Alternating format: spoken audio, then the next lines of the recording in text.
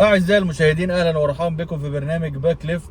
والنهارده جايين نتكلم على الماتشين اللي اتلعبوا امبارح في الشامبيونز ليج، وهما ريال مدريد ولايبزيج، مانشستر سيتي وكوبنهاجن. أول ماتش وهو ريال مدريد وكوبنهاجن. الماتش خلص 1-0 بهدف رائع من إبراهيم دياز.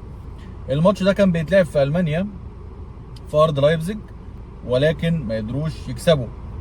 كانوا بيلعبوا فريق تقيل، فريقهم مش سهل خالص. ريال مدريد عنده غيابات كتير قوي، ولكن ما اعرفش بيكسبوا ازاي.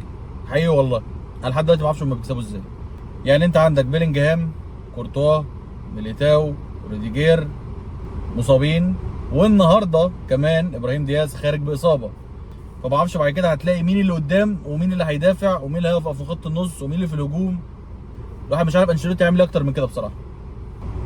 خلينا نتكلم على الماتش.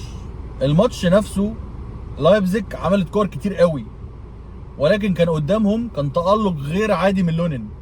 البطولة اللي تلاقي فيها تألق من حارس مرمى ريال مدريد، اعرف ان بنسبة كبيرة الخامسة عشر بتتكلم، ولا مش عارف بقت الرابعة عشر ولا السادسة عشر، ولا والله الواحد ما بقى عارف، بس هم كتير يعني.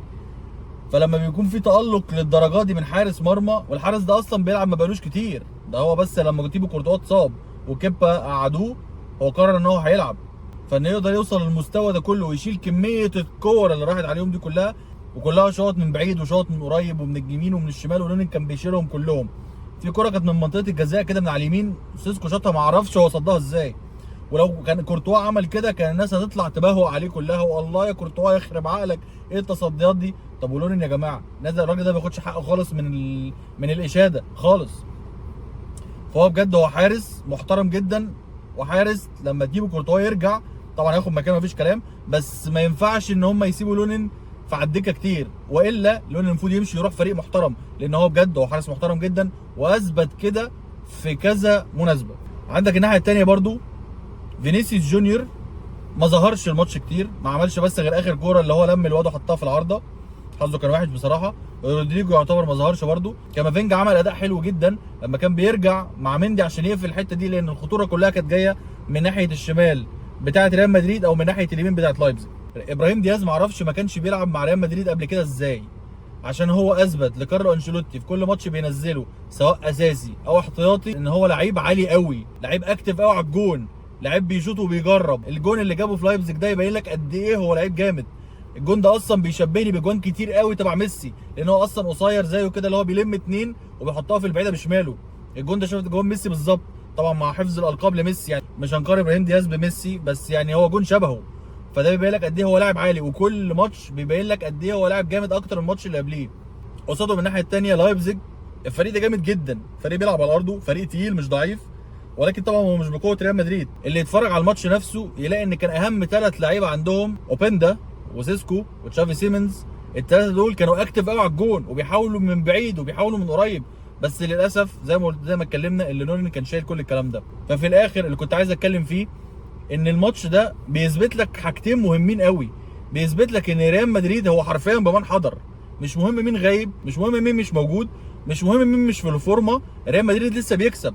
ولو ده هيثبت لك حاجه تانية، والحاجه الاهم ان كارلو انشيلوتي بيعرف يكسب باي صوره، بيعرف يكسب باي فريق. انت عندك فرقه عندك فيها غيابات كتير، وعندك ناس ما كانتش في الفورمه، وبرده كسبت على ارض مش ارضك. انت حتى مش في سانتياغو برنابيو، يعني حتى ما عندكش دعم جمهوري، لا انت كنت في فريق مش قوي، مش بينافس دايما على البطولات، ولكن هو فريق تقيل وعارف تكسبه وعارف تتعامل معاه وعارف انك تعدي منه بسهوله، وخدت من الماتش اللي انت عايزه وخدت بعضك ومشيت. فده بيثبت قد ايه عظمه كارلو انشيلوتي وقد ايه رهبه ريال مدريد عامله ازاي.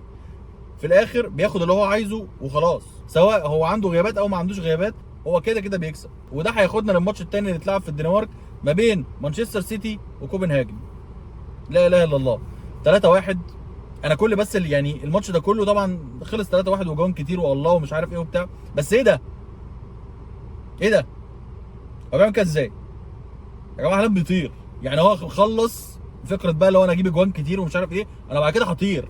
الماتش ده مثلا كان فيه ابداع من كل الناس، اي حد في مانشستر سيتي عمل ابداع.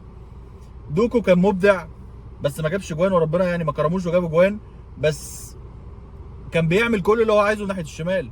ومن ناحيه اليمين برناردو سيلفا كان بيعمل اللي هو عايزه، فيل فودن كان بيعمل اللي هو عايزه، كيفن دي بروين كان بيعمل اللي هو عايزه في اليمين او في النص او في الشمال او عند الجون الاولاني فيل فودن عمل اسيست روعه، وكيفن دي بروين عادي حطها تمام، ده جون جميل، اسيست بتاعه حلو خلاص. الجون الثاني كيفن دي بروين مش قصده اصلا انه يعمل اسيست، ده هو بيدوس على الكوره، التحام ما بين لعيب ولعيب، الكوره راحت مكمله وقام دايس على الكوره تاني، الكوره راحت لبرناردو سيلفا لوحده، لقى نفسه لوحده. طب ما جول، طب ما سهله اهي. الجون الثالث برضه نفس الكلام، الدنيا سهله جدا عندهم، والدفاع بتاع كوبنهاجن مفيش خالص. الجون الثالث ده بيبين لك مدى ضعف الدفاع بتاع كوبنهاجن، مفيش خالص يا جماعه. الكره بتتنقل في ال 18 بتاعتهم 3 باصات وفي 5 لعيبه واقفين، مفيش خالص، مفيش حد، ما حدش شايف.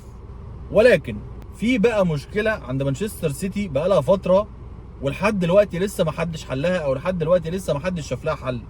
اللي هي ايه؟ اللي هي هو لازم الماتش سواء فريق قوي او فريق ضعيف لازم السيتي يلبس جون. ده بقاله كتير قوي، بقاله 4-5 ماتشات ورا بعض السيتي ايا كان بيلاعب مين بيلبس جون. طب لانها طبعا غلطه من ادرسون، ما فيهاش كلام، ما فيهاش نقاش، ادرسون عمل كارثه، السيتي ما بقاش بيطلع بكلين شيت سواء في الدوري الانجليزي او في الشامبيونز ليج. فدي حاجه جوارديولا لازم ياخد باله منها كويس قوي، لازم يعرف فين المشكله عشان يبدا يحلها. عشان كده الموضوع ممكن يتطور ويروح الحته اللي هو لو انت قدامك فريق هجومي قوي وفريق بيعرف يخلص قدام قوي، انت هتجيب جوان كتير، بس هيجي فيك جوان كتير، وعلى حسب بقى مين اللي ربنا يوفقه اكتر. فجوارديولا لازم ياخد باله من الحته دي قوي. ومفيش حاجه اتكلم فيها على كوبنهاجن حقيقي، يعني كوبنهاجن يعتبر ما جاش الماتش رغم ان هو لعب على ارضه، ما بالك في بره ارضه هيعمل ايه؟ ربنا يسترها عليه في الماتش الجاي ان شاء الله. السيتي كده يبقى بالراحه عليك وما يتغباش عليك قوي يعني، واحنا كده كده كنا عارفين ان هو السيتي هيعدي منهم. ريال مدريد برضه هيعدي، لان هو انه يتعامل مع لايبزيج على ارضه دي مش هتبقى قصه قوي بصراحه، وخصوصا كمان ان في غيابات كتير هتكون رجعت.